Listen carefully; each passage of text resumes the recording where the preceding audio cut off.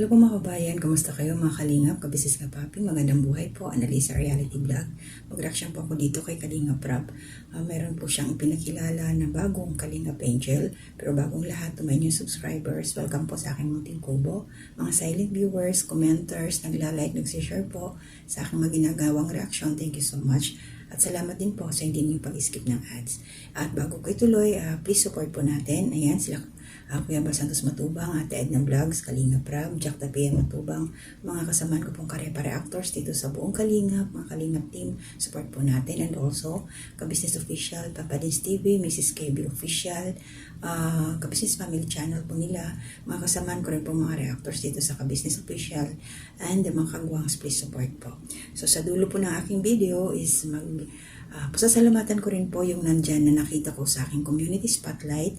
Try ko pong i-mention kayong lahat mamaya.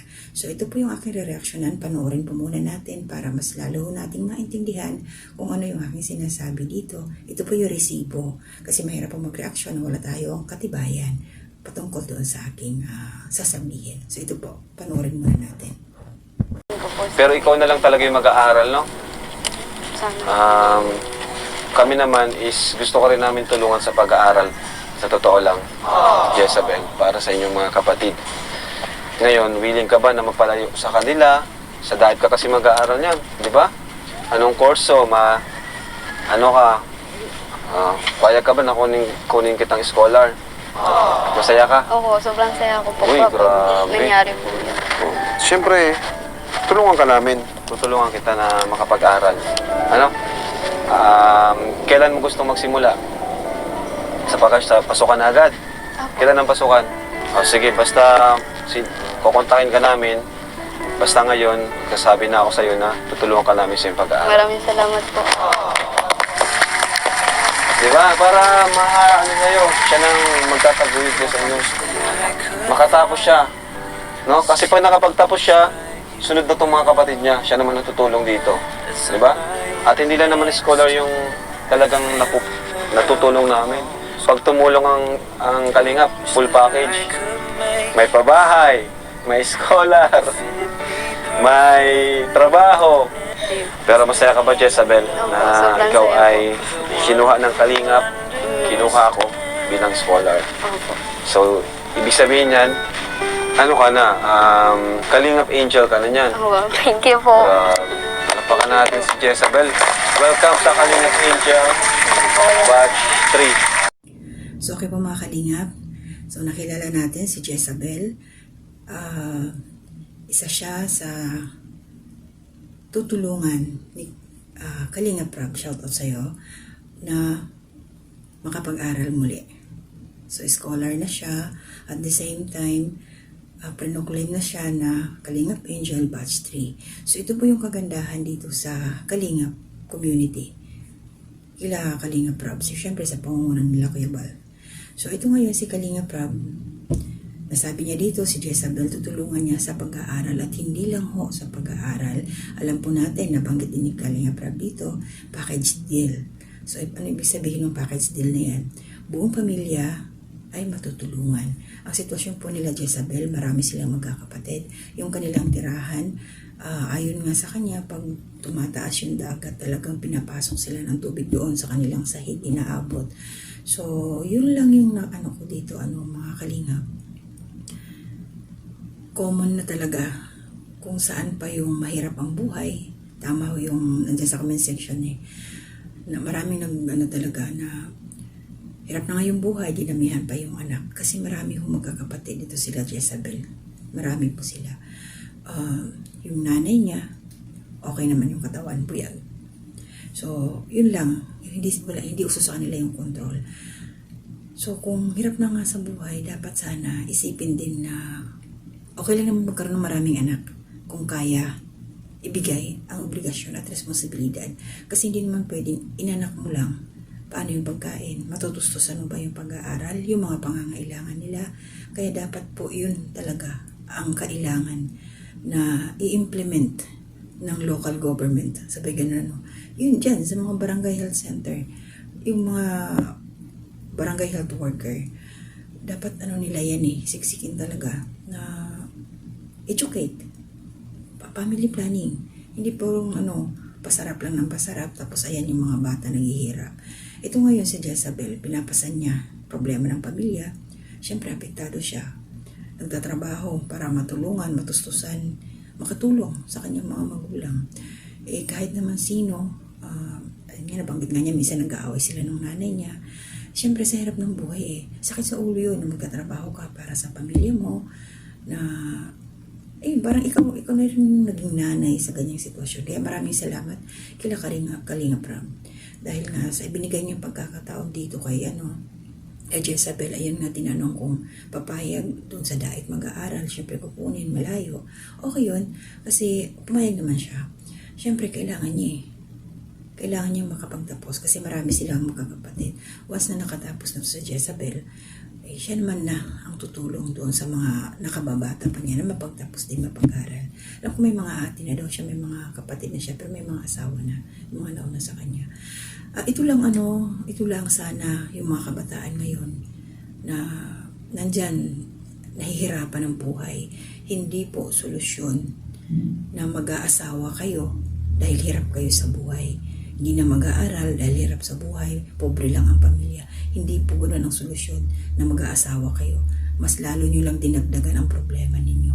So, kung talagang ganyan, hirap, gawa mo ng paraan, working student, makapag-aral, lumapit kung sino yung mapagkakatiwalaan na makakatulong para mapagtapos ka. Sakripisyo lang talaga. Pero syempre, mag-iingat din yung tiwala. Kasi yung iba ngayon, tutulungan pero may hinihinging kapalit. Yun, mag-iingat lang po, lalo mga babae. So dito naman kila Kalinga Prab, safe naman, syempre, alam natin yan. Lahat ng natutulungan ng Kalinga, maganda yung buhay. Basta, gaya ng sinasabi ko dati sa aking mga ginagawang reaksyon, maging submissive lang mo tayo. Kung ano yung patakaran nila Kalinga Prab, para doon sa mga scholars na pinapaaral, mga Kalingap Angels, sumunod lang kayo kasi para din naman ho sa inyo yan, para sa kinabukasan ninyo. Kasi hindi habang buhay na nandyan ang Kalingap susuporta sa inyo na kung ano yung kailangan ninyo, nandyan sila. Ang ginagawa ngayon ni Kalinga Prab para mas mapataas pa yung maboost ang inyong confidence, mapag-aaral kayo mapatapos para meron kayong laban sa hinaharap.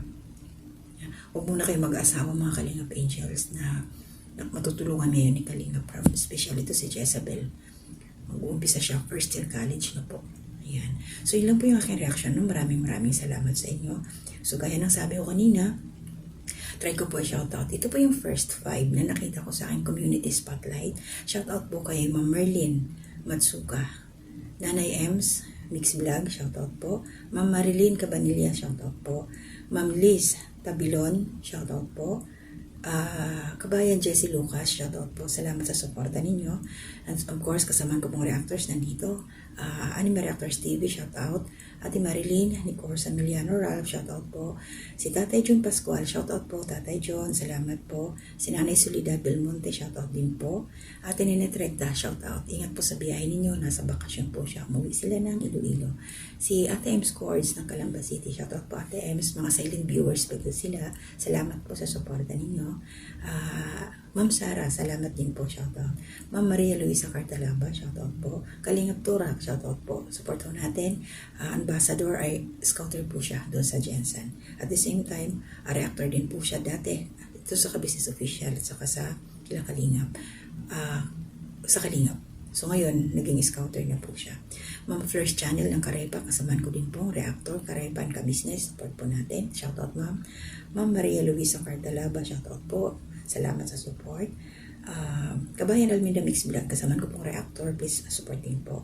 Ma'am Best Friend Italy, salamat po sa support, lagi kayo nariyan. Of course, ang aking pinsan, Walls Traditions, shoutout tayo. Ma'am Sarah's Mix Vlog, shoutout po. Support po natin to, may mga YouTube channel. Kabayan Christian Duyab, salamat, lagi ka rin nariyan. Isa po siyang public subscriber na nasa community spotlight ko na ngayon. Thank you. Ma'am Elna Candelaria channel, shoutout po. MGJC channel, shoutout po. Ma'am Neri Cañete, shoutout po. Ma'am Fatima Abilgas, shoutout po.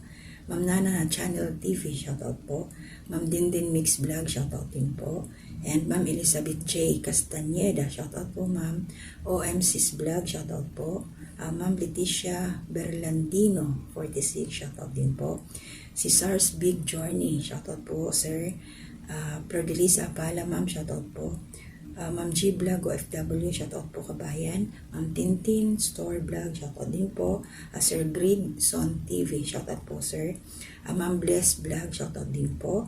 And also Ate Ning Mix Vlog, shoutout po.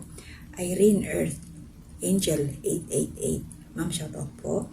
Kareact Bing Kareba, shoutout po sa aking kasamang reactor sa Kareba. Please support po natin, Kareact Bing. Yan. Ma'am Jen Brannoko, shoutout po. Ma'am Hazel Da Costa, shoutout po. Aljon Vlog 96 official, shoutout po, ma'am or sir.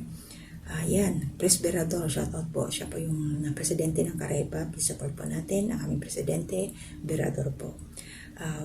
Ma'am Juanita Tugade, shoutout po. And Saring Cooking Edition, shoutout din po. So yun po sila ang nakita ko sa aking community spotlight. So maraming salamat po. So yung iba dyan, ang mga silent viewers pa, shoutout po sa inyong lahat. Salamat sa hindi nyo pag-skip ng ads. Ingat po tayo. To God be the glory.